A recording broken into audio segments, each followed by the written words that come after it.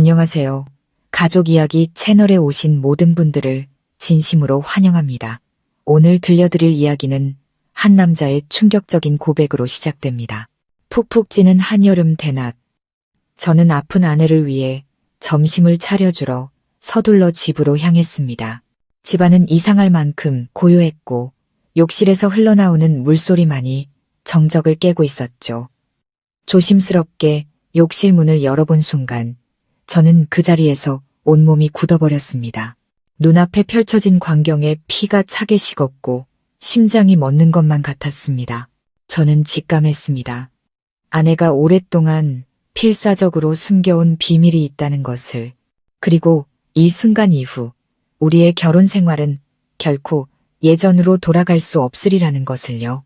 이 충격적인 이야기의 진실이 궁금하시다면 지금부터 저의 이야기에 귀 기울여 주시기 바랍니다.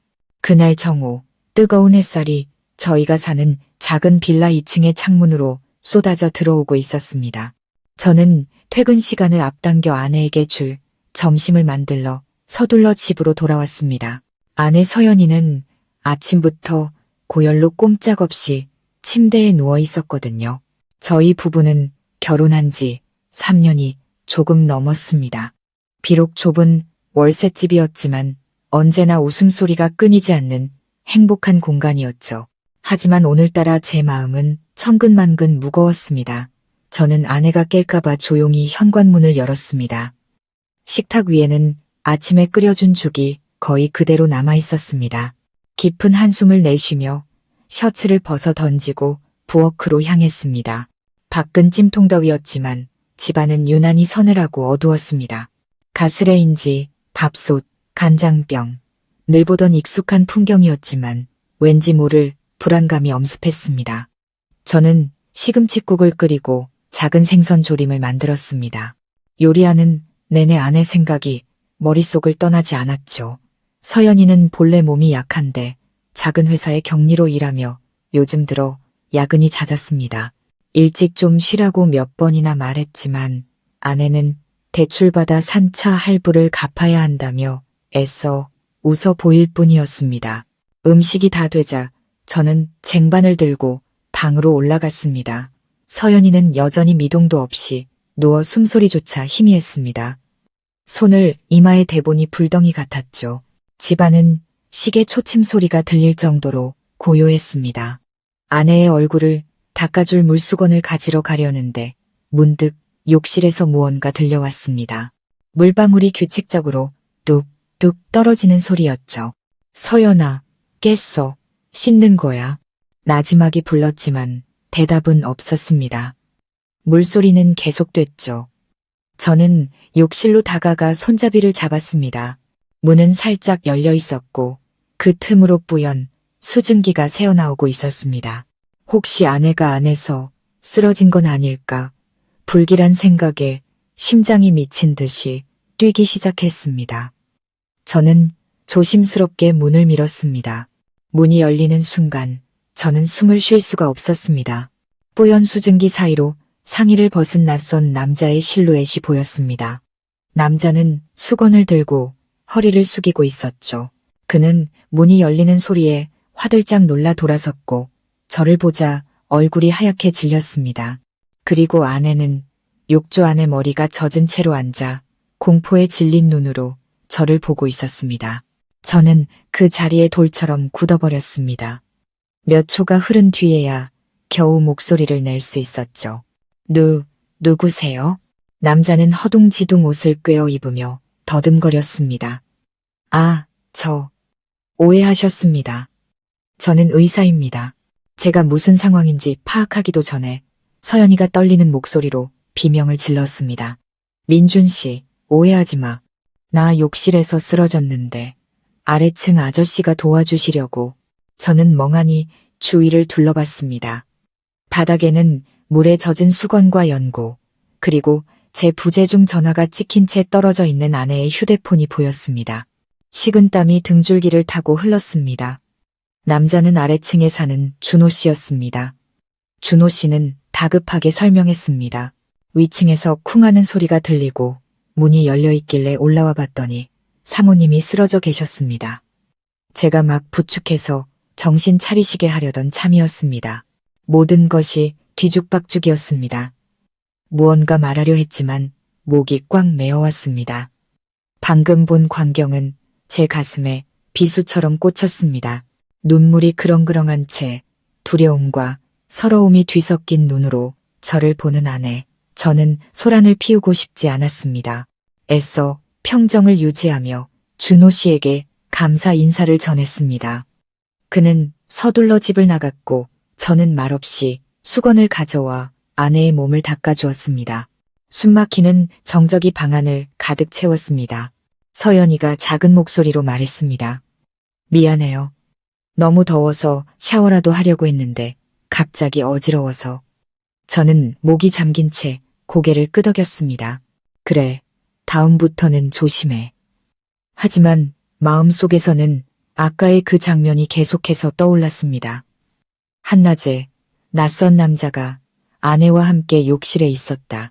저는 아내의 말을 믿고 싶었지만 마음은 전혀 평온하지 않았습니다. 저는 밥상을 차렸습니다. 서연이는 몇 숟가락 뜨는가 싶더니 이내 피곤하다며 다시 자리에 누웠습니다. 저는 그런 아내를 물끄러미 바라보다가 식탁 위에 놓인 작은 종이 조각을 발견했습니다. 물에 반쯤 젖어 있었죠. 호기심에 집어들자 볼펜으로 휘갈겨 쓴 글씨가 눈에 들어왔습니다. 서연아, 오늘 오후에 늘 가던 카페에서 보자. 할 얘기가 있어. 저는 그 자리에서 얼어붙었습니다. 이건 내 글씨체가 아니었습니다. 당연히 서연이의 것도 아니었죠. 심장이 세차게 뛰기 시작했습니다. 머릿속에 수많은 질문이 떠올랐습니다. 누가 쓴 거지? 늘 가던 카페는 어디지? 저는 쪽지를 주머니에 쑤셔 넣고 아무 말도 하지 않았습니다. 그날 이후 제 마음속에 작은 균열이 생기기 시작했습니다. 그날 밤 서연이는 일찍 잠이 들었습니다. 저는 거실에 앉아 창문 틈으로 스며드는 바람 소리를 들으며 괴로워했습니다. 휴대폰을 열어 아래층 준호 씨의 번호를 찾아 감사 문자를 보내려다 이내 멈췄습니다. 무언가 이상한 예감이 들었기 때문입니다. 다음 날 아침 제가 출근 준비를 할 때까지도 아내는 잠들어 있었습니다.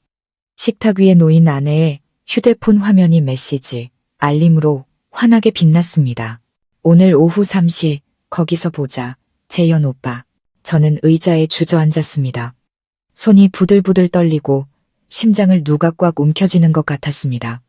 등골을 타고 오싹한 한기가 흘렀습니다. 재현은 누구지? 어제 그 쪽지를 쓴 사람인가? 아내가 오늘 만나기로 한 사람인가? 아니면 이것도 또 다른 오해일까? 저는 잠든 아내를 바라봤습니다. 곤히 잠든 얼굴은 너무나도 착하고 평화로워 보였습니다. 가슴 속에서 아내에 대한 안쓰러움과 분노가 동시에 치밀어 올랐습니다. 진실을 묻고 싶었지만 그 대답을 듣는 것이 두려웠습니다. 저는 메시지를 다시 한번 쳐다보았습니다. 그 순간 한 가지 생각이 머리를 스쳤습니다. 만약 아내가 나에게 무언가를 숨기고 있다면 내 눈으로 직접 확인해야 해. 저는 아내의 휴대폰을 제 주머니에 넣고 조용히 집을 나섰습니다. 바깥은 눈부시게 화창했지만 제 마음은 칠흑 같은 어둠에 잠겨 있었습니다. 그리고 그날 오후 제 인생이 전혀 다른 방향으로 흘러가게 될 줄은 꿈에도 몰랐습니다. 그날 오후 저는 평소보다 일찍 회사를 나섰습니다. 머릿속은 온통 오늘 오후 3시 거기서 보자라는 메시지로 가득 차 있었습니다. 그 문장은 마치 저를 향한 도전장처럼 귓가에 맴돌았죠. 회사 동료일 거야. 업무 때문일 거야. 애써 스스로를 다독였지만 마음은 불타는 듯 초조했습니다. 3시 10분 전 저는 약속 장소인 골목길 카페에 도착했습니다. 그곳은 조용한 골목에 자리한 작은 카페로 연애 시절 서연이와 제가 자주 찾던 곳이었습니다. 저는 차를 세우고 나무발 뒤쪽 출입구가 잘 보이는 구석진 자리에 앉았습니다. 얼마 지나지 않아 익숙한 실루엣이 나타났습니다. 제 아내 서연이었습니다. 아내는 하얀 원피스에 마스크를 쓴 채 서둘러 카페 안으로 들어왔습니다. 누군가를 찾는 듯 주위를 두리번거리는 아내의 모습에 제 심장은 쿵 하고 내려앉았습니다. 그때 한 중년 남성이 아내에게 다가왔습니다. 키가 크고 어두운 색 셔츠를 입은 40대 초반으로 보이는 얼굴이었습니다. 그는 서연이의 맞은편에 앉아 다정하게 고개를 끄덕였습니다. 저는 주먹을 너무 세게 쥔 나머지 손가락 마디가 하얗게 질렸습니다. 나쁜 상상을 하지 않으려 애썼습니다. 하지만 남자가 서연이의 찻잔 위로 손을 뻗으며 무언가 말하자 아내가 고개를 숙이며 희미하게 웃는 모습을 보고 말았습니다. 그 순간 수천 개의 칼날이 제 심장을 후벼 파는 것 같았습니다. 저는 직원을 불러 그들 근처 테이블로 커피를 가져다 달라고 부탁하며 아무렇지 않은 척했습니다. 직원이 떠나자 그들의 대화가 희미하게 들려왔습니다. 서연이의 작고 조심스러운 목소리였죠. 이제 우리 집에 찾아오지 마세요. 남편이 의심하고 있어요. 남자는 피식 웃었습니다. 난 그냥 널 도와주려던 것뿐인데 뭘 그렇게 의심까지 해. 그날 내가 아니었으면 너 욕실에서 큰일 날 뻔했어. 저는 그 자리에서 얼어붙었습니다. 그날 욕실에서 그 말 한마디에 모든 퍼즐이 맞춰졌습니다. 그날 욕실에 있던 남자는 아래층 준호 씨가 아니라 바로 이 남자였던 겁니다. 분노가 머리끝까지 치밀어 올랐습니다. 벌떡 일어나 그들에게 다가가려는데 떨리는 서연이의 목소리가 다시 들렸습니다. 재현 씨, 정말 고맙지만 이제 연락하지 말아주세요. 저 너무 무서워요. 남편이 무서워서 풋. 남자는 비웃었습니다. 그 인간이 너한테 어떻게 대했는지 벌써 잊었어? 넌 지금보다 훨씬 더 행복할 자격이 있는 사람이야. 그 말은 마치 사람들이 가득한 카페 한복판에서 제 뺨을 후려치는 것 같았습니다. 저는 제 귀를 의심했습니다. 저 남자가 우리 가정에 끼어들고 있는데 내 아내 서연이는 반박은커녕 고개만 숙이고 있다니 저는 더 이상 참을 수 없었습니다. 그들에게 다가가 낮게 으르렁거렸습니다. 아, 이분이 바로 그 재현 씨군요. 두 사람은 화들짝 놀랐습니다. 서연이는 겁에 질려 벌떡 일어났습니다. 민준 씨, 어떻게 여기에? 그 말은 내가 해야지. 저는 아내의 눈을 똑바로 쳐다봤습니다. 집에 못 나올 정도로 아픈 건 아니었나 보네. 재현이 눈썹을 치켜 올리며 침착하지만 도발적인 목소리로 말했습니다. 진정하시죠.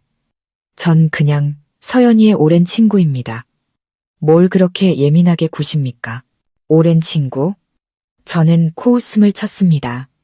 그럼 그날 욕실에서 쓰러진 것도 오랜 친구가 달려와서 같이 씻겨준 건가? 서연이가 울음을 터뜨렸습니다. 민준 씨, 그런 거 아니에요. 그날 정말 어지러웠고 재현 씨는 약을 가져다 주러 왔던 것뿐이에요. 약을 욕실에서 준다고? 제 목소리는 분노로 갈라졌고 온몸이 부들부들 떨렸습니다. 내가 바보인 줄 알아? 카페 안의 분위기는 순식간에 얼어붙었고 호기심 어린 시선들이 저희에게 쏠렸습니다. 재현이 자리에서 일어나며 나지막이 말했습니다. 민준 씨, 아내 체면은 생각할 줄 알아야죠. 부부싸움은 집에 가서 하시죠. 저는 이성을 잃고 그의 어깨를 강하게 밀쳤습니다. 그리고 당신, 내 아내한테서 당장 떨어져. 의자가 넘어지고 찻잔이 바닥으로 떨어져 박살났습니다. 직원들이 달려와 말렸고 서연이는 울부짖으며 제 팔을 붙잡았습니다. 여보, 제발 이러지 마. 내가 다 잘못했어. 저는 아내의 손을 뿌리쳤습니다. 대체 나한테 뭘 숨긴 거야, 서연아. 아내는 그저 눈물만 흘릴 뿐 아무 말도 하지 않았습니다. 재현은 한숨을 쉬며 작게 말했습니다. 됐습니다. 제가 가죠. 하지만 당신 아내가 왜 이렇게까지 두려워하는지 당신 자신에게 한번 물어보시죠. 그는 분노와 혼란에 휩싸인 저를 남겨두고 떠났습니다. 그날 밤 저희 부부 사이에는 어떤 대화도 오가지 않았습니다. 서연이는 퉁퉁 부은 눈으로 침대 가장자리에 앉아 있었습니다. 저는 차가운 물을 단숨에 들이켜며 목구멍에 걸린 울분을 삼켰습니다. 아내가 힘겹게 입을 열었습니다. 민준 씨, 미안해요. 당신을 배신한 건 절대 아니에요. 재현 씨는 옛날에 우리 집을 도와준 적이 있는 분이에요. 당신이 오해할까봐 말을 못했어요. 저는 침묵했습니다. 아내의 모든 변명은 칼날이 되어 제 가슴을 더 깊이 베었습니다. 그럼 그날 방에 있던 쪽지는 제가 나지막이 물었습니다. 서연이가 움찔했습니다. 당신 봤어요? 그건 재현 씨가 쓴 게 맞는데 내가 미쳐버리지 못했어요. 왜 처음부터 솔직하게 말하지 않았어? 무서웠어. 당신이 화낼까봐. 당신이 날 떠날까봐. 그 말에 저는 할 말을 잃었습니다. 지난 몇 년간 저는 스스로를 성실하고 아내를 지극히 사랑하는 좋은 남편이라고 생각해 왔습니다. 그런데 지금 아내는 저를 두려워하고 있었습니다. 방 안은 죽음처럼 고요했습니다. 저는 베란다로 나가 차가운 밤바람을 맞았습니다. 희미한 가로등 불빛 아래 웅크리고 앉아있는 아내의 그림자가 보였습니다. 문득 깨달았습니다. 이 고통은 나 혼자만의 것이 아니라는 것을.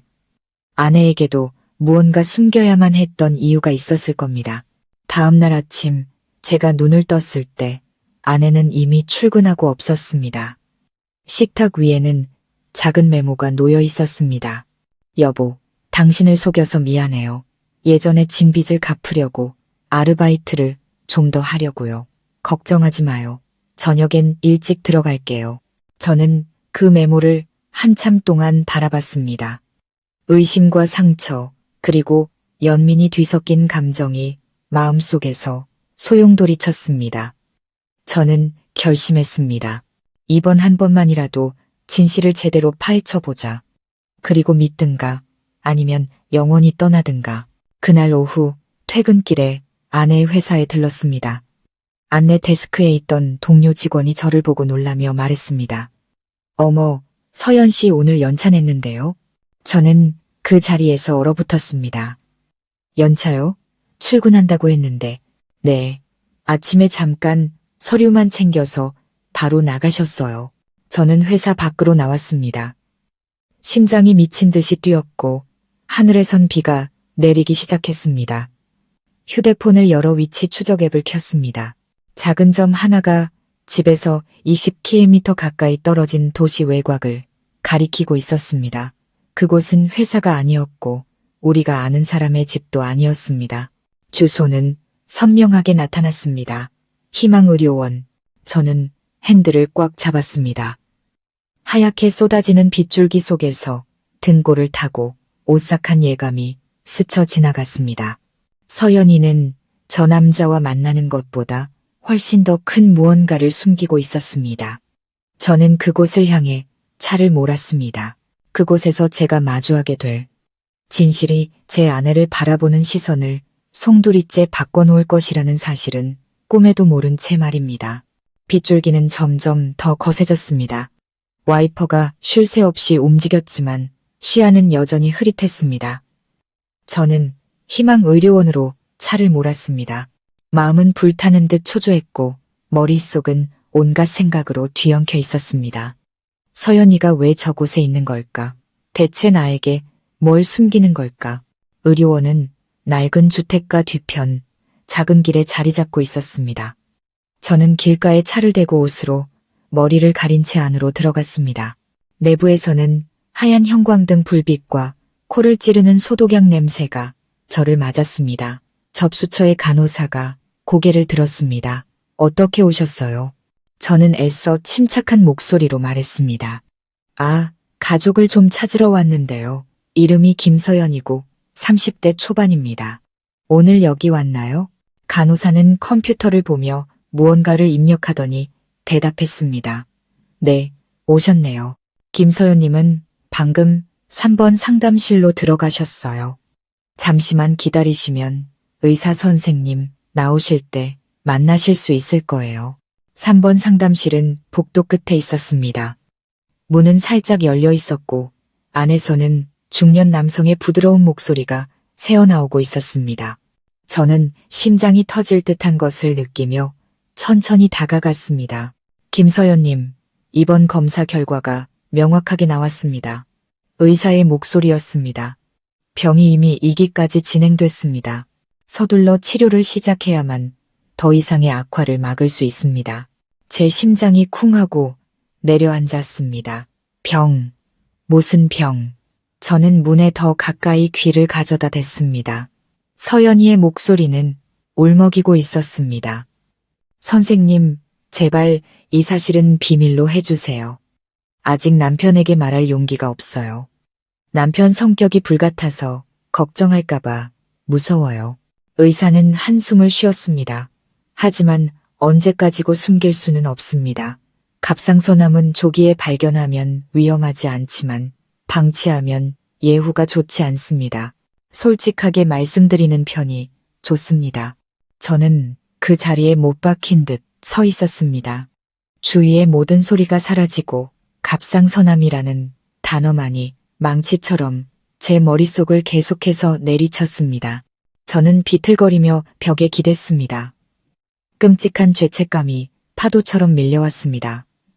그동안 아내가 아프고 불안해하고 병원에 가는 것을 숨겼던 것은 모두 이 병 때문이었는데 평생을 함께하기로 맹세한 남편인 저는 그런 아내를 의심하고 분노하며 상처를 줬던 겁니다. 상담실 문이 열리고 서연이가 걸어 나왔습니다. 눈가는 붉었고 손에는 검사 결과지가 들려 있었습니다. 저는 재빨리 몸을 돌려 벽에 붙은 안내문을 보는 척했습니다.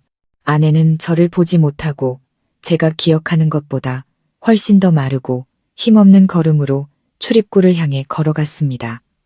저는 아내의 뒤를 따랐습니다. 비는 그쳐 있었고 길은 축축하게 젖어 있었습니다. 서연이는 택시를 탔고 저는 그 뒤를 밟았습니다. 택시는 성북구의 한 낡은 주택가 앞에서 멈췄습니다. 아내가 차에서 내려 익숙하게 대문을 열고 들어갔습니다. 저는 눈을 가늘게 떴습니다. 그곳은 재현의 집이었습니다. 다시 한번 제 마음속에 의심의 파도가 일었습니다. 왜 아내는 저곳으로 간 걸까? 설마 아직도 나에게 숨기는 게 있는 걸까? 저는 차 시동을 끄고 조용히 뒤를 따라가 담벼락 뒤에 몸을 숨겼습니다. 집 문은 살짝 열려 있었고 안에서는 대화 소리가 들려왔습니다. 재현의 목소리였습니다. 서연아, 그렇게 혼자 다니면 안 돼. 내가 병원까지 데려다 준다고 했잖아. 누구에게도 알리고 싶지 않았어요. 약 구해주신 것만으로도 정말 감사해요. 민준 씨가 알면 오해할 거예요. 저는 주먹을 꽉 쥐었습니다. 울분과 씁쓸함이 뒤섞인 감정이 치밀어 올랐습니다. 재현이 나지막이 말을 이었습니다. 난 그냥 네가 걱정돼서 그래. 필요하다면 병원비는 내가 다 내줄게. 혼자 끙끙 앓지 마. 아니에요. 받을 수 없어요. 그냥 비밀만 지켜주세요. 몸이 좀 나아지면 그때 솔직하게 말할게요. 몇 초간의 침묵이 흐른 뒤 재현이 거의 떨리는 목소리로 말했습니다. 서연아, 내가 아직 널 사랑하는 거 알지? 저는 숨이 멎는 것 같았습니다. 가슴 속의 공기가 모두 빠져나가는 기분이었습니다. 널 사랑해. 그 말은 청천벽력처럼 제 귓가를 때렸습니다. 저는 대문을 거칠게 밀치고 안으로 들어섰습니다. 두 사람은 화들짝 놀랐습니다. 서연이의 얼굴은 새하얗게 질렸고 재현은 몇 걸음 뒤로 물러섰습니다. 저는 그들을 번갈아 보며 갈라진 목소리로 말했습니다. 결국 이런 거였군. 나한테 병만 숨긴 게 아니라 옛사랑 때문이기도 했어. 서연이가 울부짖었습니다.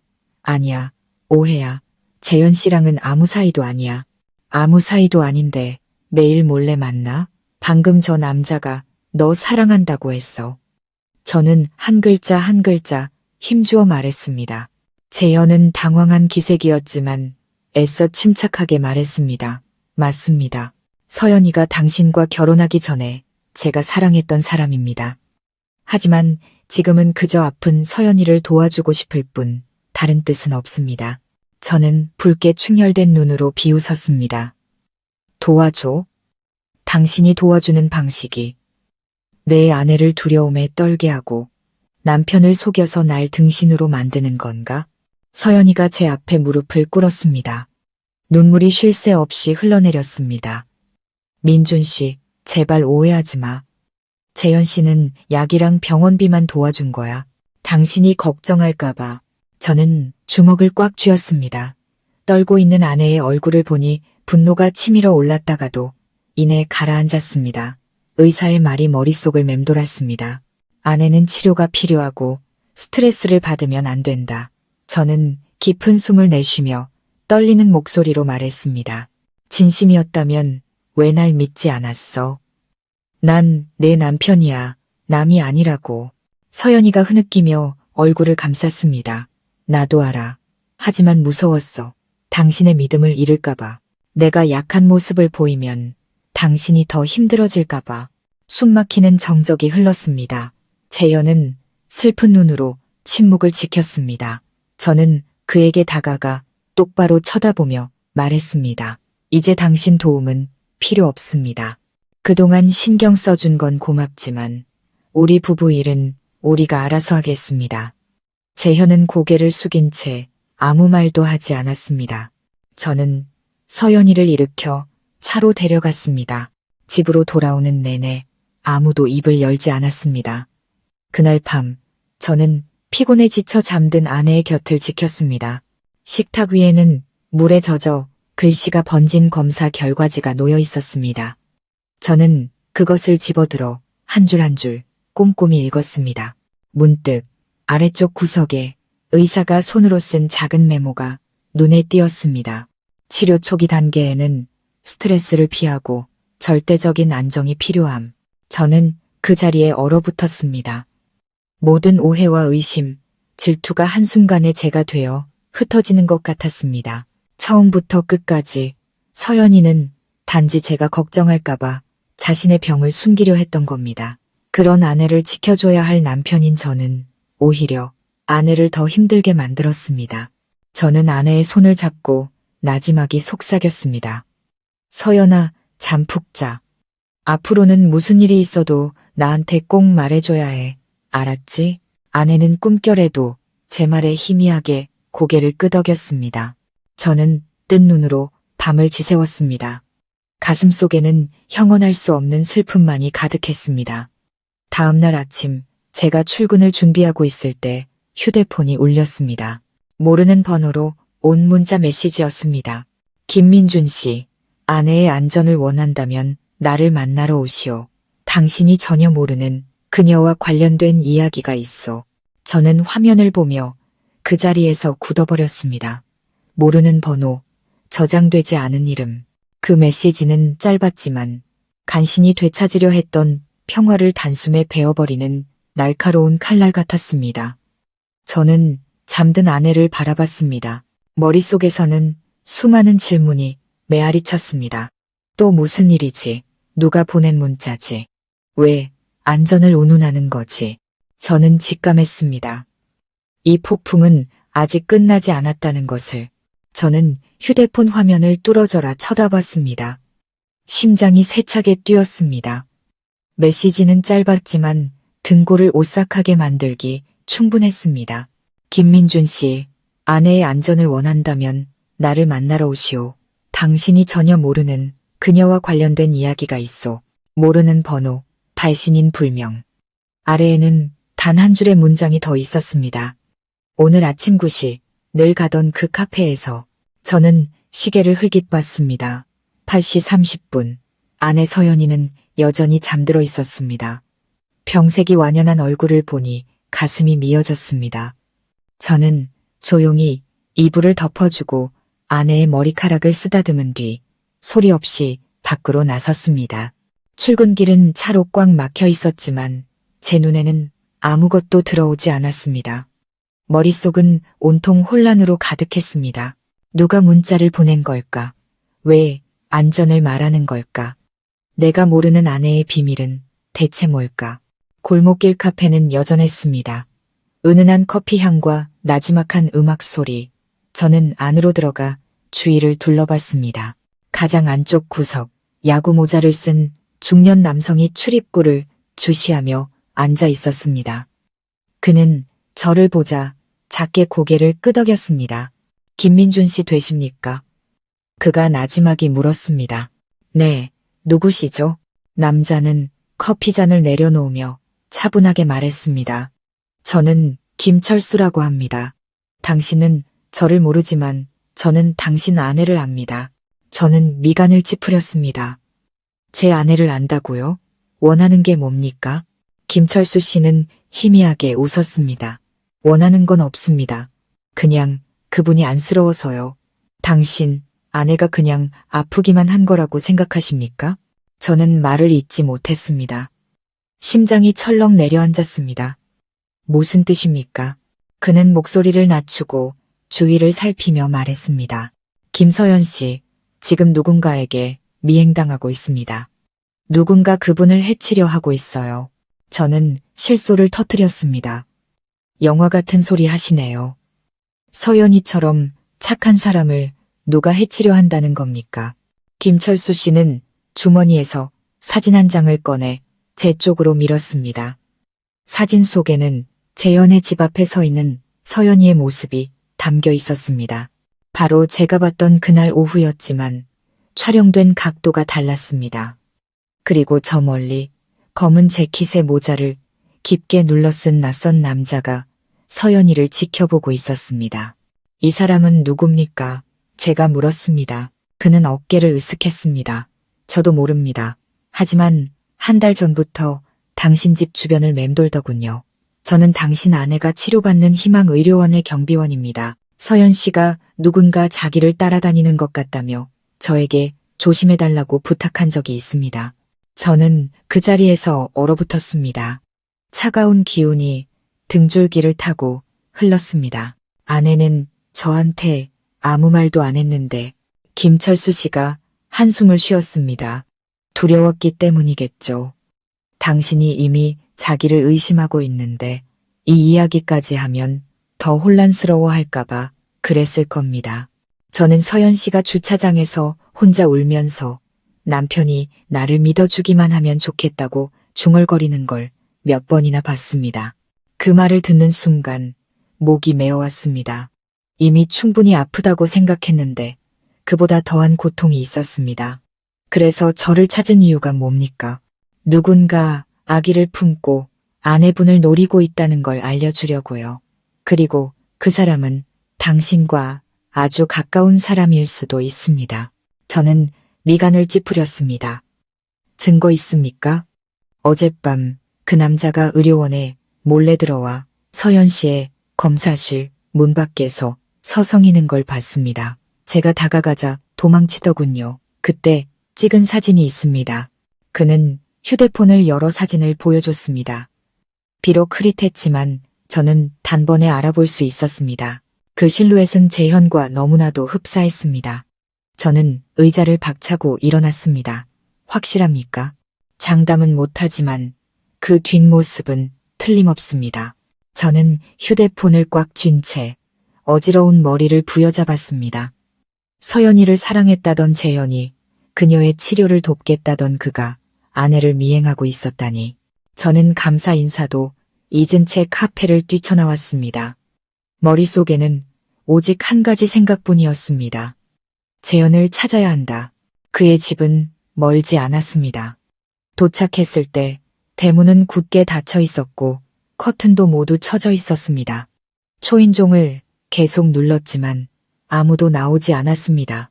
막 돌아서려는데 안에서 무언가 떨어지는 듯한 작은 소리가 들렸습니다. 주위를 살펴보니 뒷문이 잠겨 있지 않았습니다. 심장이 쿵쾅거렸습니다. 저는 문을 밀고 안으로 들어갔습니다. 집안은 죽은 듯 고요했습니다. 문틈으로 새어 들어온 빛이 먼지 쌓인 바닥을 비추고 있었습니다. 탁자 위에는 마시다만 커피와 서류 더미가 놓여 있었습니다. 제가 그곳으로 다가간 순간 등 뒤에서 낮고 익숙한 목소리가 들려왔습니다. 여긴 오면 안 됐는데, 민준 씨. 저는 획 돌아섰습니다. 재현이었습니다. 그의 얼굴은 싸늘했고 눈빛은 깊이를 알 수 없을 만큼 어두웠습니다. 내 아내, 당신이 미행했지? 제가 으르렁거렸습니다. 그는 대답 대신 입꼬리를 올리며 비웃었습니다. 알아요? 서연이는 한때 내 전부였소. 그런데 당신을 선택했고 지금은 고통과 병, 두려움 속에서 살고 있지. 왜 그런지 생각해 본 적 있어. 저는 주먹을 쥔 채 그에게 다가갔습니다. 빙빙 돌려 말하지 마. 내 아내 뒤에서 무슨 짓을 하고 있는 거냐고. 재현이 웃음을 터뜨렸습니다. 그의 눈빛이 기이하게 번뜩였습니다.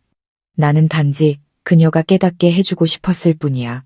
당신을 떠나야만 안전해진다는 걸. 당신이 아내를 의심하고 화를 내고 상처 줄 거라는 걸 알았기 때문에 지켜본 것뿐이라고. 저는 숨이 막혔습니다. 미친놈. 난 서연이를 사랑해. 절대 상처 입히지 않아. 그가 다가오며 갈라진 목소리로 말했습니다. 하지만 당신은 그녀를 울게 만들었어. 두려움에 떨게 했지. 안 보여? 서연이는 더 이상 당신을 믿지 않아. 분노가 치밀어 올라 저는 그의 멱살을 잡았습니다. 닥쳐. 네가 무슨 자격으로 우리 부부 사이에 끼어들어. 두 사람이 엉겨붙어 몸싸움을 벌였습니다. 의자가 넘어지고 서류가 사방으로 흩날렸습니다. 그 순간 서류철 하나가 바닥에 떨어지며 병원, 집, 카페 등에서 몰래 찍힌 서연이의 사진들이 쏟아져 나왔습니다. 제 심장이 차갑게 식었습니다. 이 모든 걸 당신이 한 거야? 제 목소리가 떨렸습니다. 재현은 침묵했습니다. 그의 눈에는 후회 대신 광기 어린 집착만이 가득했습니다. 난 그저 당신에게서 그녀를 지키고 싶었을 뿐이야. 저는 그의 얼굴에 주먹을 날렸습니다. 두 사람 모두 바닥으로 쓰러졌습니다. 이성을 잃은 저는 소리쳤습니다. 이 병신 같은 새끼. 재현은 바닥에 쓰러져 입가에서 피를 흘리면서도 여전히 웃고 있었습니다. 날 때려도 좋아. 하지만 진실을 바꿀 순 없어. 그녀는 정말로 위험에 처해 있다고. 저는 숨을 몰아쉬며 주먹을 멈췄습니다. 무슨 위험? 그녀는 그냥 아픈 게 아니야. 누군가 그녀가 죽기를 바라고 있어. 그 말에 저는 그 자리에서 얼어붙었습니다. 자세히 말해. 누구야? 재현은 눈을 감으며 힘겹게 속삭였습니다. 내가 남긴 서류를 찾아봐. 그럼 알게 될 거야. 그리고 그는 정신을 잃었습니다. 저는 떨리는 손으로 주위를 둘러봤습니다. 흩어진 서류들 사이로 굵은 글씨로 인쇄된 종이 한 장이 눈에 띄었습니다. 조사 결과 병의 원인이 자연적이지 않음. 저는 어지러움을 느꼈습니다. 눈앞이 흐려지고 목이 메어왔습니다.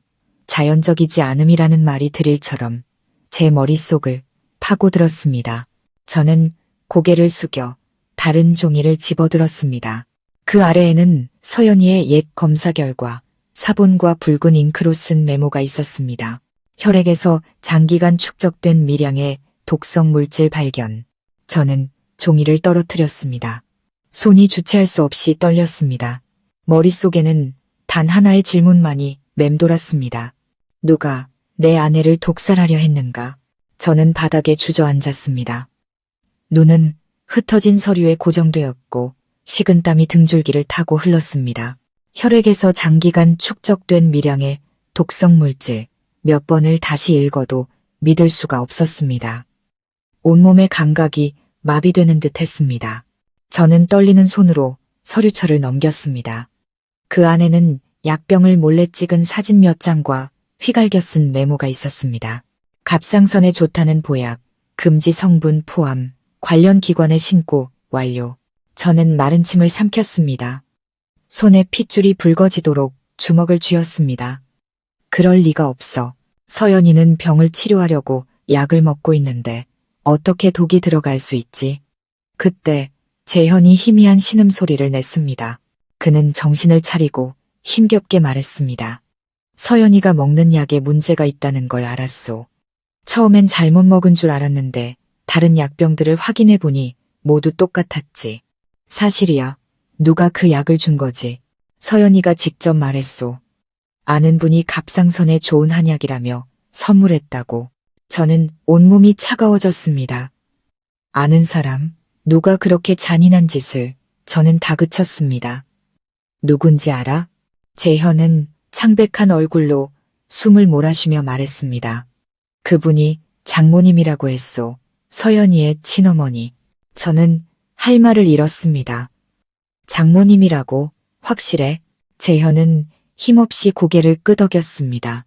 어머니가 고향에서 보내주신 약이라고 했소. 갑상선에 좋은 명약이라고. 내가 의심스러워서 검사를 의뢰했지. 결과는 당신이 본 그대로요. 저는 벌떡 일어났습니다.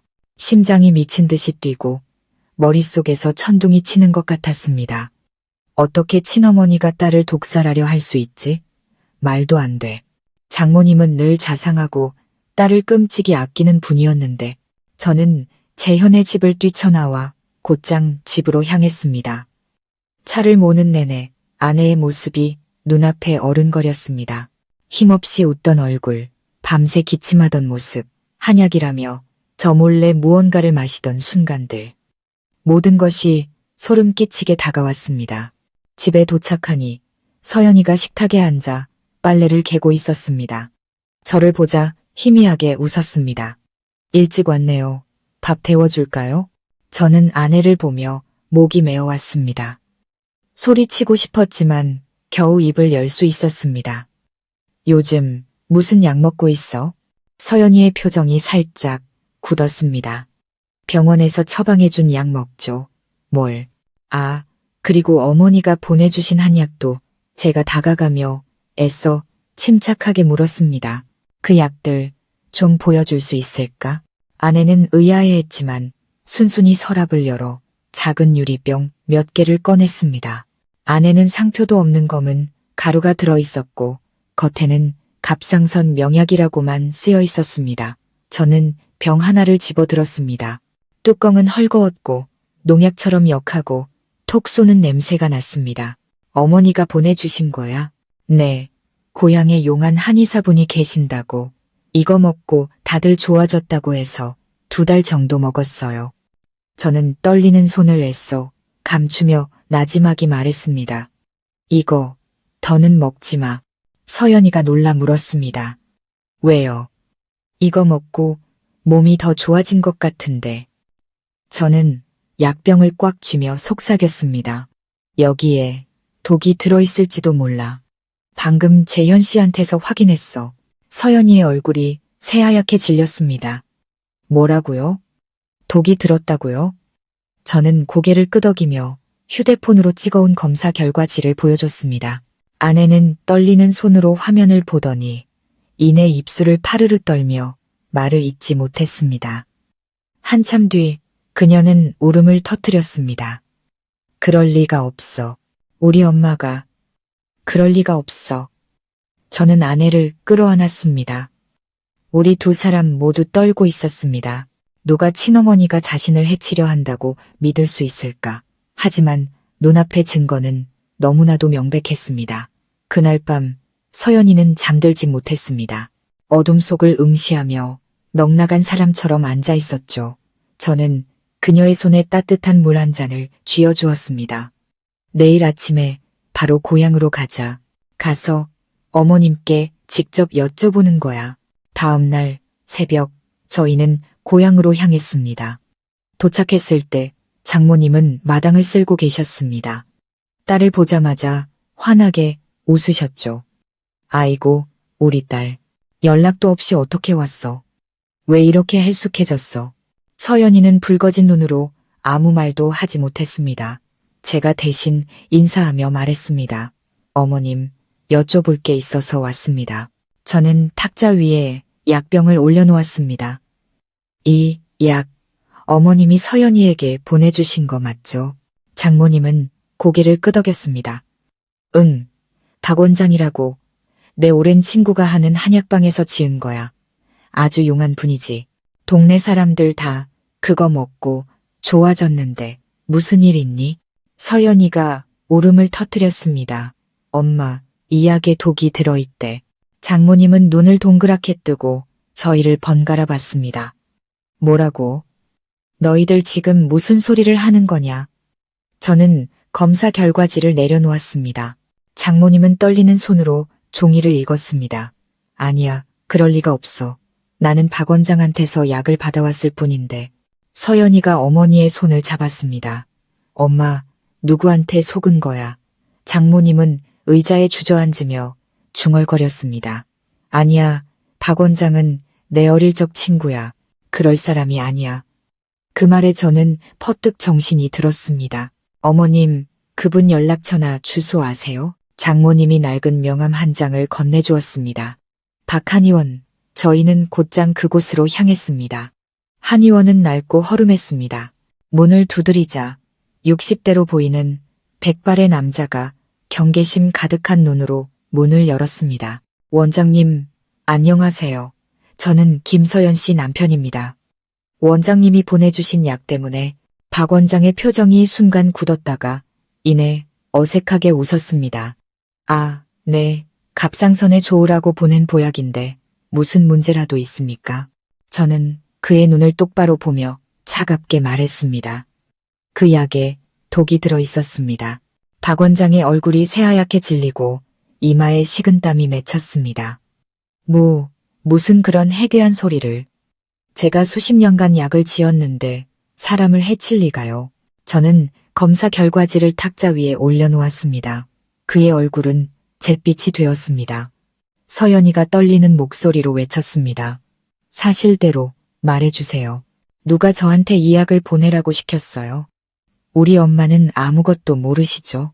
박 원장은 시선을 피하며 더듬거렸습니다. 저는 그냥 부탁받은 대로 했을 뿐입니다. 누구의 부탁이었습니까? 제가 소리쳤습니다.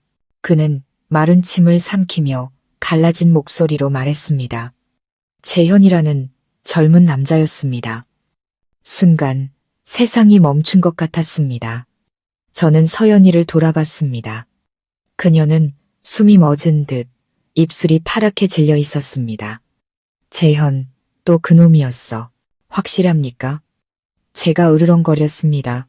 박 원장은 떨면서 서랍을 열어 낡은 장부를 꺼냈습니다. 여기 기록이 있습니다. 그는 장부를 펼쳐 보였습니다. 그곳에는 선명하게 적혀 있었습니다. 재현 씨, 장모님 통해 김서연 씨에게 전달할 약 의뢰, 갑상선 치료 보조용. 저는 장부를 꽉 쥐었습니다. 온몸이 차갑게 식었습니다. 모든 퍼즐 조각이 끔찍하게 맞춰지기 시작했습니다. 재현은 아내를 미행하고 우리 부부 사이를 이간질했을 뿐만 아니라 뒤에서는 아내를 서서히 독살하고 있었던 겁니다. 하지만 왜? 분노로 심장이 타들어가는 것 같았습니다. 바로 그때 제 휴대폰이 울렸습니다. 문자 메시지였습니다. 단 한 줄이었죠. 이유가 궁금하면 우리 집으로 와. 이번엔 돌아가지 못할 수도 있어. 저는 휴대폰을 꽉 쥔 채 화면에서 눈을 떼지 못했습니다. 이유가 궁금하면 우리 집으로 와.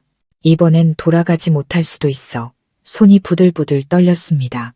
옆에 서 있던 서연이가 겁에 질린 목소리로 물었습니다. 누구예요, 여보? 그놈이야, 재현이. 제가 낮게 말했습니다. 서연이의 얼굴이 새하얗게 질렸습니다. 가지 마요. 저 사람 제정신이 아니에요. 무서워요. 저는 아내의 어깨를 잡고 두려움에 가득 찬 눈을 깊이 들여다봤습니다. 가야 해, 서연아. 모든 걸 끝내지 않으면 그놈은 평생 우리를 괴롭힐 거야. 날 믿어. 아무 일 없을 거야. 서연이는 제 손을 꼭 잡았습니다. 눈물이 쉴 새 없이 흘러내렸습니다. 여보, 당신 잘못되면 나 못 살아. 저는 애써 아내를 안심시키려 미소 짓고는 마음이 약해지기 전에 서둘러 돌아섰습니다. 해가 빠르게 저물고 하늘은 먹구름으로 뒤덮였습니다. 저는 재현의 집으로 차를 몰았습니다. 마음은 불타는 듯 했지만 동시에 극도의 경계심을 늦추지 않았습니다.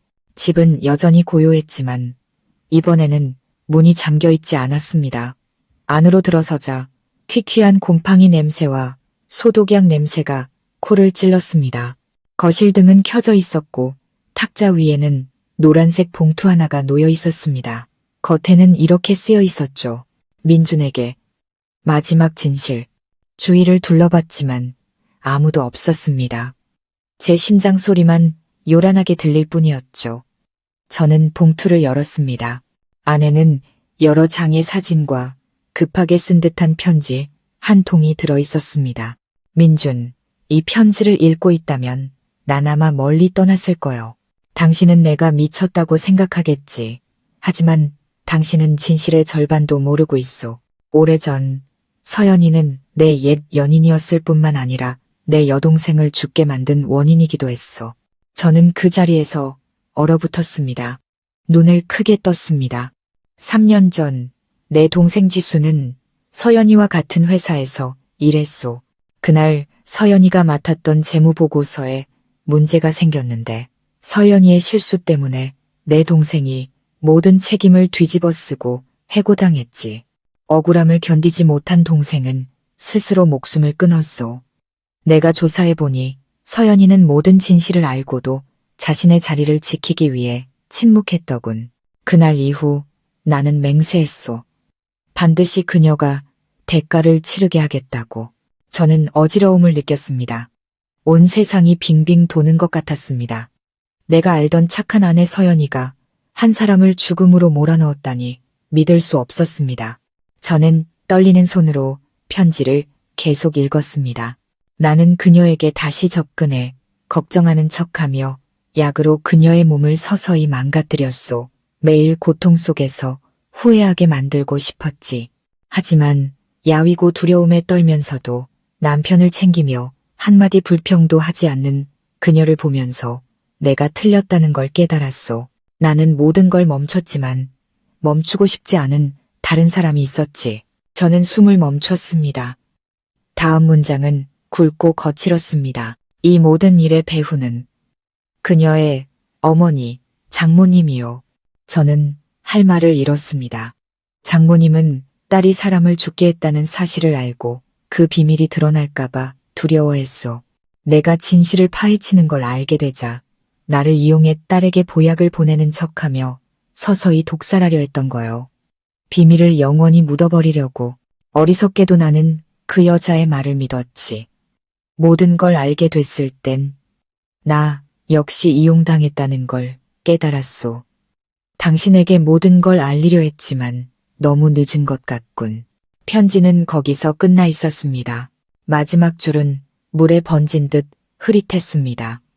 당신 곁에 있는 사람을 조심하시오. 저는 손에서 힘이 풀려 종이를 떨어뜨렸습니다. 머릿속에서는 단 한 문장만이 메아리쳤습니다. 장모님이, 정말 장모님이 그럴 리가 없어. 딸의 병 때문에 눈물 흘리던 분이 어떻게 그런 끔찍한 짓을.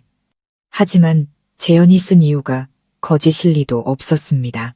저는 재현을 찾아 주위를 둘러봤습니다. 그는 보이지 않았습니다. 대신 뒷문에서 마당으로 이어지는 길고 붉은 핏자국이 눈에 들어왔습니다. 저는 소름이 끼치는 것을 느끼며 그를 따라갔습니다. 밖에서는 천둥 번개가 치고 있었습니다. 빗속에 오토바이 한 대가 쓰러져 있었고 그 옆에는 핏물이 고여 있었습니다. 한 남자가 쓰러져 있었습니다. 재현이었습니다. 저는 달려갔습니다. 그는 아직 숨이 붙어 있었습니다. 제가 그의 머리를 받치자 그가 힘겹게 속삭였습니다. 사고가 아니야. 당신이 오기 전에 그 여자가 왔었소. 저는 얼어붙었습니다. 장모님이요? 그는 희미하게 고개를 끄덕였습니다. 편지를 뺏으려고 했지만 주지 않았더니 날 찔렀소. 피가 그의 입에서 흘러나왔습니다. 눈빛은 점점 흐려졌습니다. 저는 다급하게 휴대폰을 꺼내 구급차를 부르려 했습니다. 하지만 재현이 제 손목을 꽉 잡았습니다.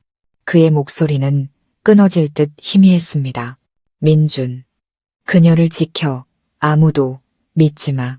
그의 손이 힘없이 떨어졌습니다. 눈은 허공을 응시한 채 굳어버렸습니다. 저는 빗속에 주저앉았습니다. 온몸의 감각이 마비된 듯 했습니다. 하늘에서는 찢어질 듯한 천둥 소리가 울려 퍼졌고 저는 절망 속에서 울부짖었습니다. 빗소리가 제 절규를 삼켜버렸습니다. 제가 집에 도착했을 때는 자정이 가까운 시간이었습니다. 온몸은 비에 젖었고 머릿속은 뒤엉킨 실타래 같았습니다.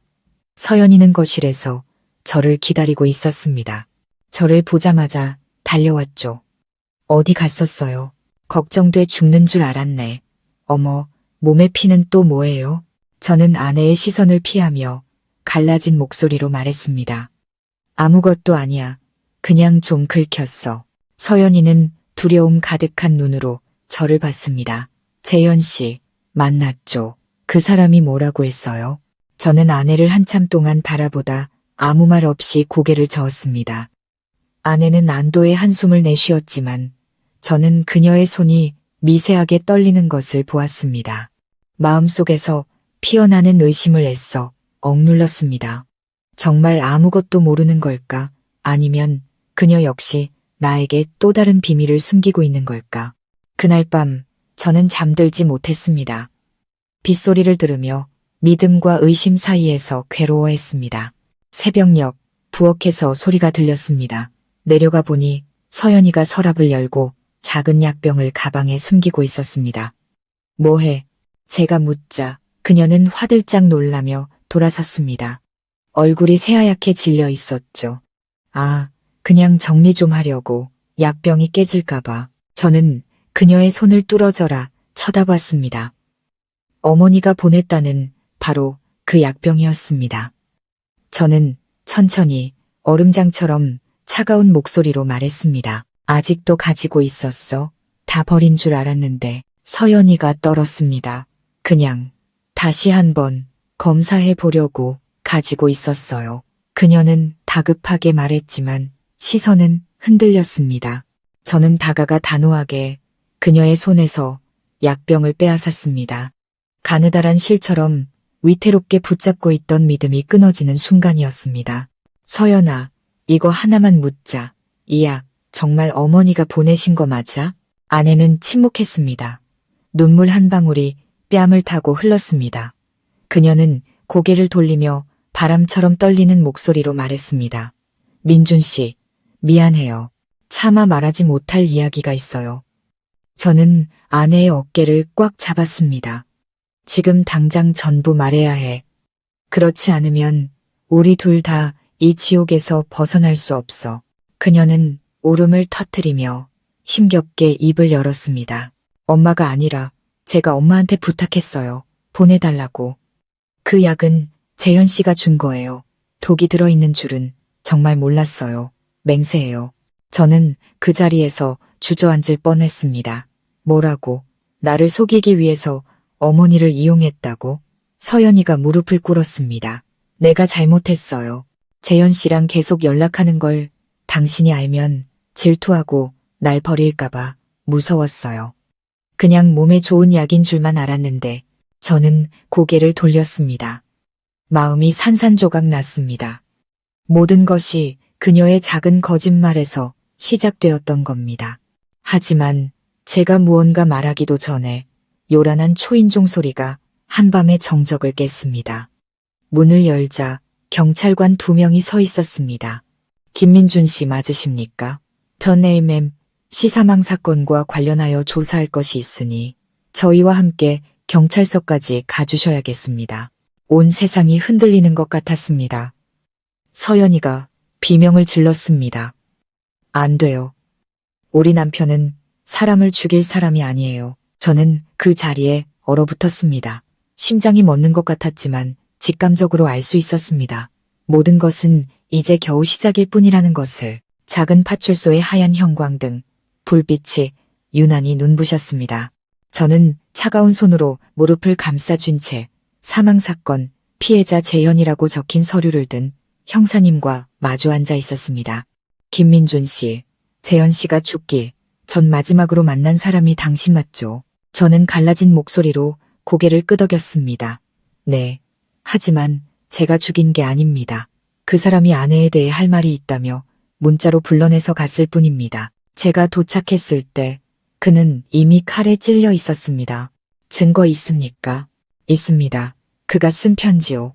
거기엔 장모님이 자기를 공격했다고 분명히 적혀 있습니다. 편지는 어디 있습니까? 저는 말을 잇지 못했습니다. 경찰이 들이닥쳤을 때 편지는 탁자 위에 그대로 두고 나왔습니다. 집에 두고 온 것 같습니다. 형사님은 알 수 없는 눈빛으로 저를 쳐다봤습니다. 저희가 현장을 확인했지만 어떤 편지도 없었습니다. 아마 저희가 가기 전에 누군가 가져간 것 같군요. 그 편지를 숨기고 싶어 할 만한 사람이 누군지 짐작하십니까? 그 질문은 제 심장을 꿰뚫었습니다. 서연이, 내가 집을 나설 때 그녀는 혼자 집에 있었다. 만약 경찰보다 먼저 그 편지를 봤다면 그녀는 어떻게 했을까? 저는 차마 아무 말도 할 수 없었습니다. 조사를 마친 경찰은 당분간 거주지를 벗어나지 말라는 경고와 함께 저를 돌려보냈습니다. 집으로 돌아오는 길, 하늘은 밝아오고 있었지만 제 마음은 텅 비어 있었습니다. 문을 열자 헬쑥한 얼굴의 서연이가 저를 기다리고 있었습니다. 여보, 너무 걱정했어요. 그녀는 달려와 저를 껴안았습니다. 저는 그녀를 가만히 밀어내고 물었습니다. 혹시 식탁 위에 있던 편지 봤어? 서연이의 눈빛이 흔들렸습니다. 편지요? 무슨 편지요? 재현이 쓴 편지. 거실, 식탁 위에 분명히 뒀는데 못 봤어요. 집 정리하면서 봤는데 그런 건 없었어요. 너무나 빠르고 어색한 대답이었습니다. 저는 아내의 눈을 똑바로 쳐다봤습니다. 한때 맞기만 하던 그 눈동자는 이제 흐리고 불안하게 떨리고 있었습니다. 그녀가 무언가를 숨기고 있다는 것을 알 수 있었습니다. 그날 하루 종일 집안의 공기는 돌덩이처럼 무거웠습니다. 늦은 오후, 저는 베란다에 서 있었습니다. 그때 택배 기사 한 분이 서류 봉투를 건네주었습니다. 발신인 이름은 없었고 아직 끝나지 않은 진실이라고만 쓰여 있었습니다. 봉투 안에는 사진 한 장이 들어 있었습니다. 공동묘지에서 서연이가 한 아주머니와 이야기하는 사진이었습니다. 그 아주머니는 장모님이었습니다. 그리고 그들 뒤의 묘비에는 재현이라는 이름이 새겨져 있었습니다. 사진은 최근에 찍힌 것이었습니다. 재현이 죽은 후 서연이가 그의 묘에 찾아갔다는 뜻이었습니다. 온몸에 소름이 돋았습니다. 왜 그곳에 간 걸까? 왜 나에게 숨긴 걸까? 저는 사진을 주머니에 넣고 집 안으로 들어갔습니다. 서연이가 부엌에서 저를 보고 어색하게 웃었습니다. 뭐 좀 데워줄까요? 저는 그녀 앞에 사진을 내려놓았습니다. 설명해. 아내의 얼굴이 새하얗게 질렸습니다. 이걸 어떻게? 그게 중요한 게 아니야. 재현이 묘에는 왜 갔어? 아직도 나한테 숨기는 게 뭐야? 아내가 울음을 터뜨렸습니다. 그냥 미안해서. 그 사람 나 때문에 죽은 거잖아요. 그 사람한테 아직 감정이 남은 거지? 제가 차갑게 물었습니다. 아니에요. 그녀는 비명을 지르듯 외쳤습니다. 그저 죄책감 때문에 내가 약에 대해 숨기지만 않았어도. 저는 고개를 돌렸습니다. 마음이 복잡하게 엉켜들었습니다. 그때 휴대폰이 울렸습니다. 모르는 번호였습니다. 망설이다 전화를 받자 익숙한 목소리가 들려왔습니다. 김민준 씨, 저 김철수입니다. 희망의료원, 경비원, 지금 당장 저를 만나러 와주셔야겠습니다. 방금 아내분의 의료기록에서 이상한 걸 발견했습니다. 그게 뭡니까? 전화로는 말씀드릴 수 없습니다. 늦기 전에 빨리 오세요. 저는 울고 있는 아내를 흘깃 보고는 잠깐 나갔다 올게라고 말한 뒤 차를 몰아 의료원으로 향했습니다. 김철수 씨는 후문에서 저를 기다리고 있었습니다. 그는 주위를 살피더니 서류 뭉치를 제게 건넸습니다. 이건 김서연 씨의 원래 차트인데 그 안에 검사 결과가 조작되었다는 걸 증명하는 사본이 들어 있었습니다. 저는 서류를 펼쳐봤습니다. 병원의 원본 기록에는 암세포 음성 판정이 내려져 있었지만 서연이가 가지고 있던 결과지에는 그 부분이 양성으로 조작되어 있었습니다. 그럼 제 아내는 갑상선암이 아니었다는 겁니까? 정확합니다. 아주 건강했죠. 그 병은 전부 조작된 거였습니다. 저는 숨을 쉴 수가 없었습니다. 왜 아내가 그런 짓을? 김철수 씨가 목소리를 낮췄습니다. 저도 모릅니다. 하지만 서류 마지막 장에 재현 씨의 메모가 있었습니다. 그녀는 지수의 죽음에 대한 진실을 알고 있었다. 저는 비틀거렸습니다. 지수는 재현의 여동생이었습니다. 아마 김서연 씨는 죄를 씻고 싶었거나 혹은 그보다 더 큰 비밀을 숨기고 싶었을 겁니다. 하지만 확실한 건 그녀가 당신이 생각하는 것처럼 결백하지는 않다는 겁니다. 저는 의자에 주저앉았습니다. 심장이 찢어지는 것 같았습니다. 머릿속에는 아내의 연약한 모습, 눈물, 애원이 스쳐 지나갔습니다. 모든 것이 연극이었다니. 김철수 씨가 제 어깨에 손을 얹었습니다. 일단 돌아가시죠. 그리고 당신을 미행하는 사람이 있습니다. 저는 창밖을 내다봤습니다. 정말로 자동차 헤드라이트 불빛이 한번 번쩍이더니 검은 그림자가 정문 밖으로 사라졌습니다. 저는 서류를 들고 차로 달려갔습니다. 집으로 가는 내내 머리가 터질 것 같았습니다. 모든 게 거짓이라면 아내의 진짜 목적은 대체 무엇이었을까? 집 앞 골목에 들어섰을 때 집안의 불이 모두 꺼져 있는 것을 발견했습니다. 저는 소리쳤습니다. 서연아, 집에 있어. 대답이 없었습니다. 집 안으로 뛰어 들어가자 문은 활짝 열려 있었고 집기는 어지럽게 널려 있었습니다. 바닥에는 아내의 휴대폰이 부서진 채 놓여 있었습니다. 그리고 그 옆에는 떨리는 글씨로 휘갈겨 쓴 메모가 있었습니다. 나를 찾지 마.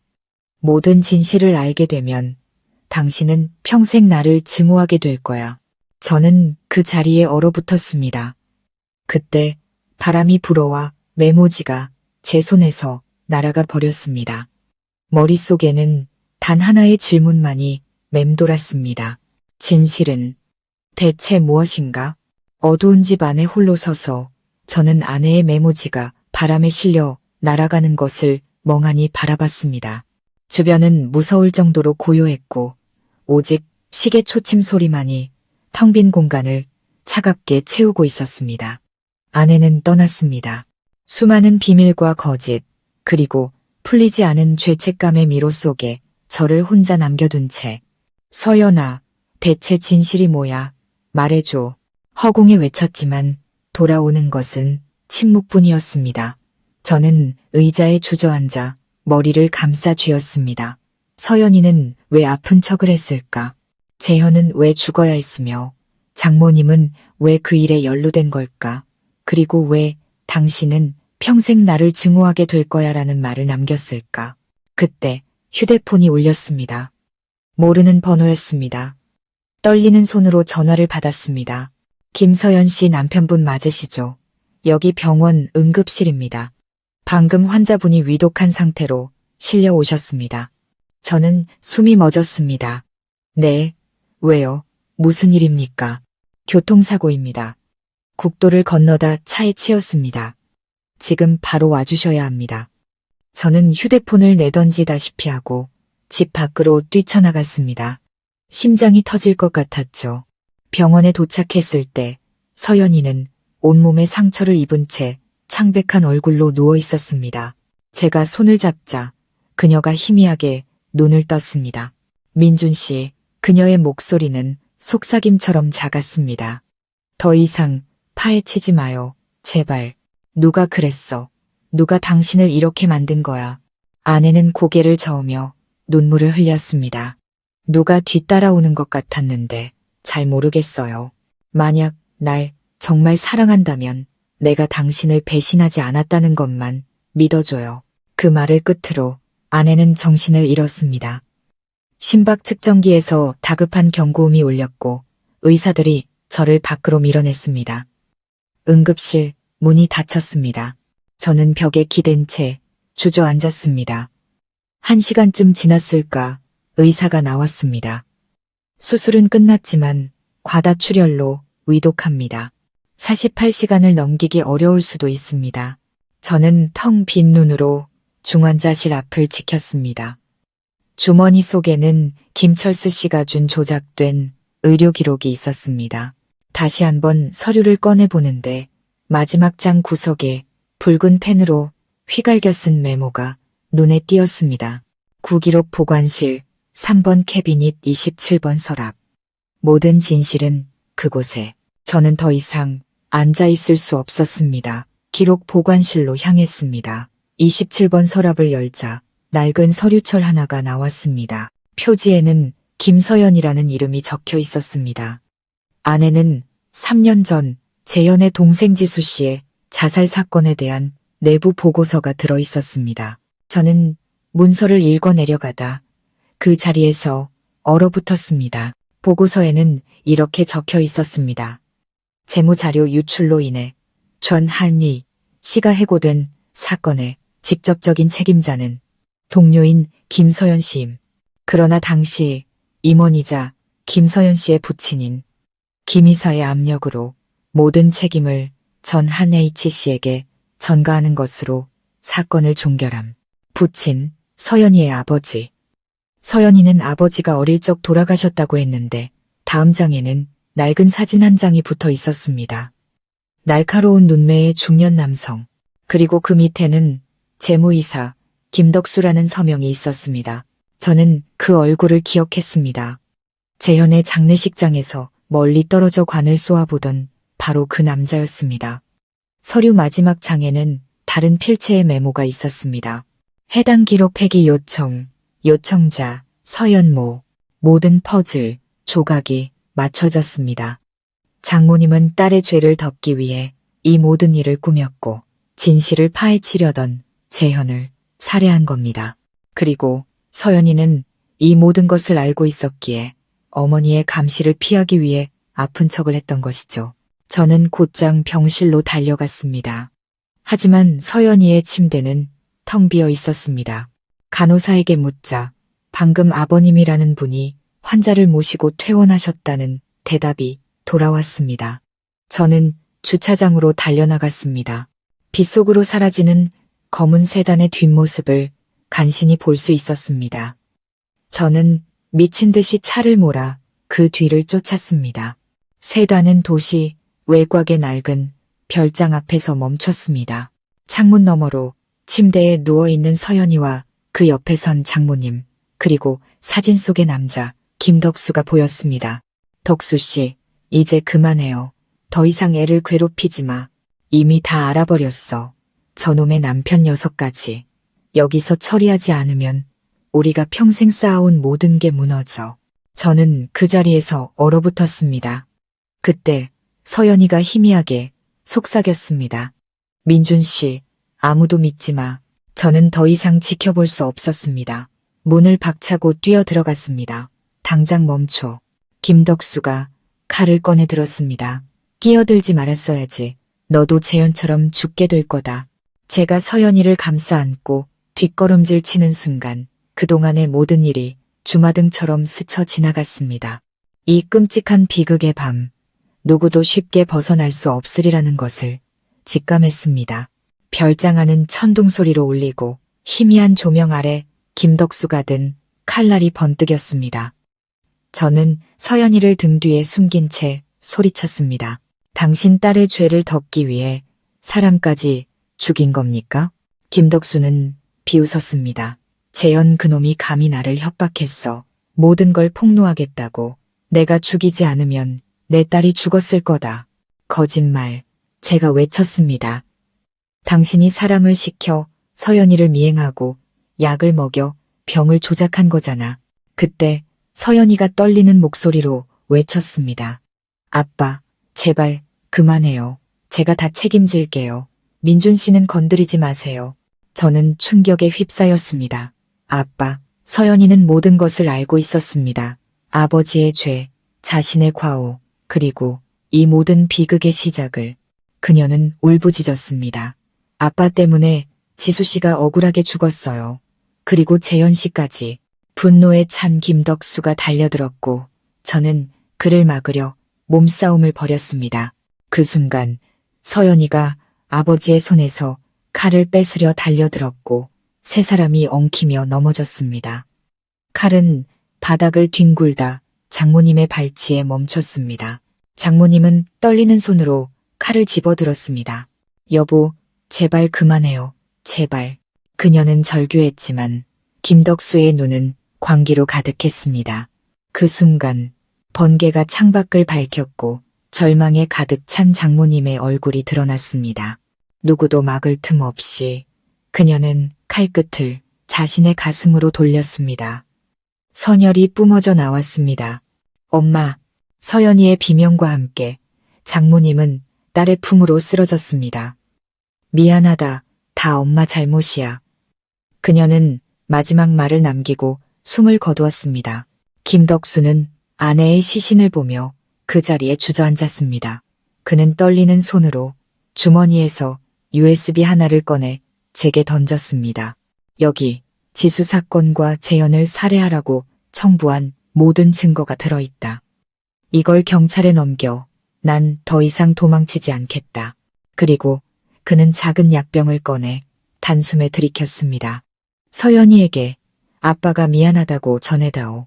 그는 바닥으로 쓰러져 숨을 거두었습니다. 저는 눈앞에서 벌어진 두 번의 죽음에 온몸이 떨렸습니다. 서연이는 어머니의 품에서 정신을 잃었습니다. 잠시 후 경찰이 들이닥쳤고 저는 USB를 넘기며 모든 것을 증언했습니다. 사흘 뒤 서연이가 병원에서 깨어났습니다. 그녀는 텅 빈 눈으로 물었습니다. 다들 떠났죠? 저는 그녀의 손을 잡았습니다. 그래. 하지만 당신은 살아야 해. 남은 사람들을 위해. 그리고 당신 자신을 위해. 그녀가 울음을 터뜨렸습니다. 당신 아직도 날 믿어요? 믿어. 온 세상이 등을 돌려도 나는 당신을 믿어. 서연이는 제 품에 안겨 아이처럼 울었습니다. 바로 그때 제 휴대폰이 울렸습니다. 발신인 불명의 문자 메시지였습니다. 모든 게 끝났다고 생각하나? 아직 한 사람이 더 남았다. 서연에게 첫 번째 독약을 건넨 자. 그는 아직 자유롭다. 저는 화면을 보며 등골이 서늘해지는 것을 느꼈습니다.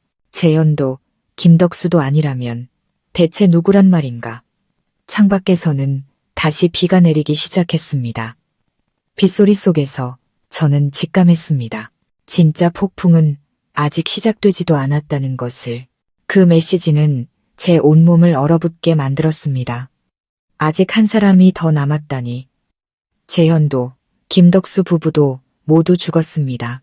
그렇다면 첫 번째 약을 건넨 자는 대체 누구란 말인가? 저는 잠든 서연이를 내려다보고 조용히 병실 밖으로 나왔습니다. 그리고 곧장 사건 담당 형사에게 전화를 걸었습니다. 방금 또 다른 협박범이 있다는 익명의 문자를 받았습니다. 형사님은 즉시 번호 추적을 지시했고 몇 분 뒤 전화가 왔습니다. 발신지는 아내분이 치료받던 희망의료원 근처입니다. 저는 그 말을 듣고 곧장 의료원으로 향했습니다. 한밤중의 병원은 을씨년스러웠습니다. 저는 서연이가 진찰받던 3번 상담실로 향했습니다. 문틈으로 희미한 불빛이 새어나왔고 아내는 익숙한 얼굴이 앉아 있었습니다. 경비원 김철수 씨였습니다. 하지만 그는 경비복이 아닌 의사 가운을 입고 있었습니다. 가슴에는 내과 전문의 김철수라는 명찰이 붙어 있었습니다. 제가 안으로 들어서자 그가 희미하게 웃었습니다. 결국 오셨군요. 당신, 정체가 뭡니까? 그는 안경을 벗으며 말했습니다. 저는 처음부터 이 사건을 지켜본 사람입니다.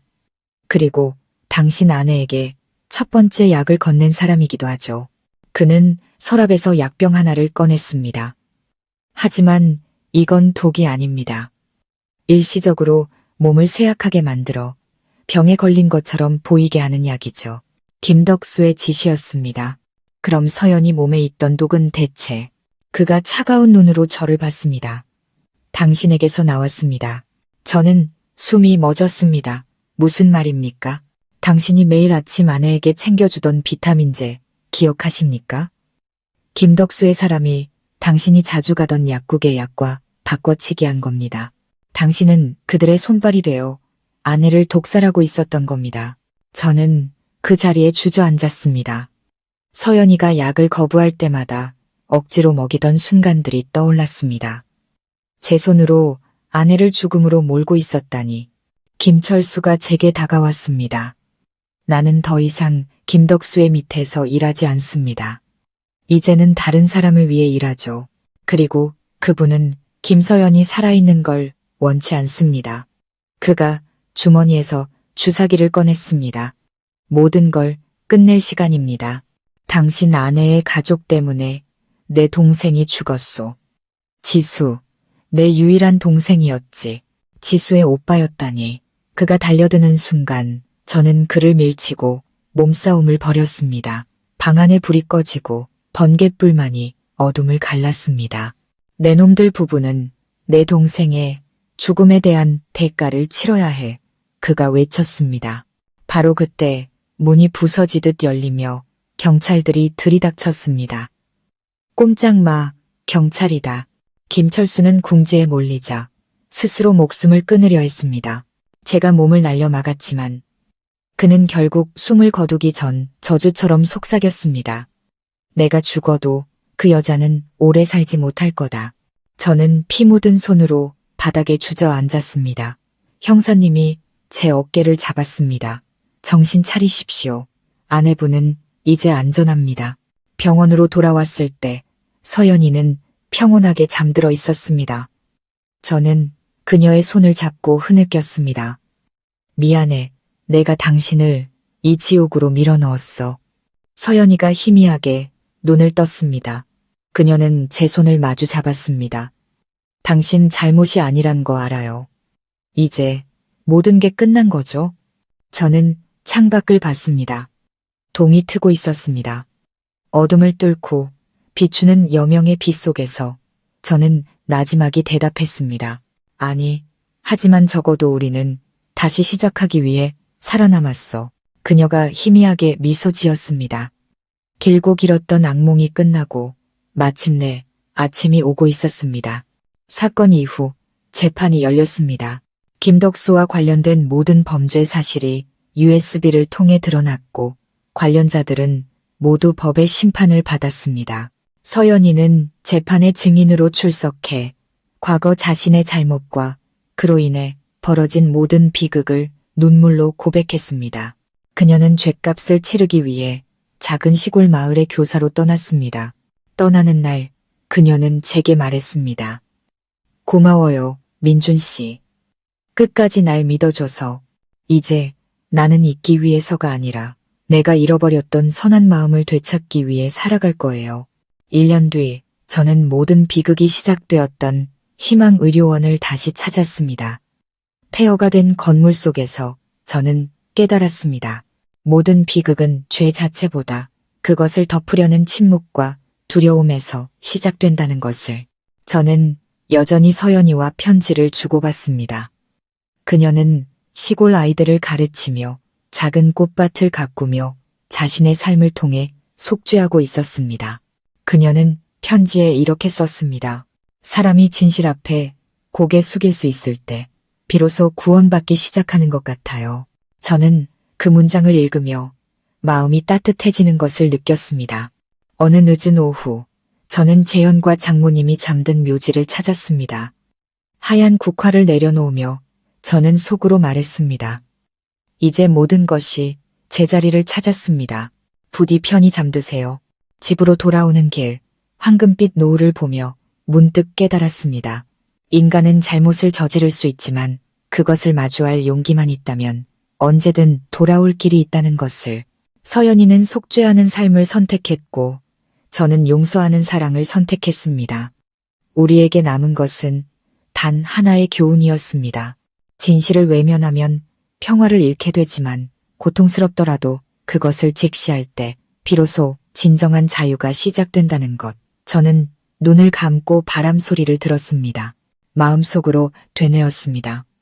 이제 정말 모든 것이 끝났다.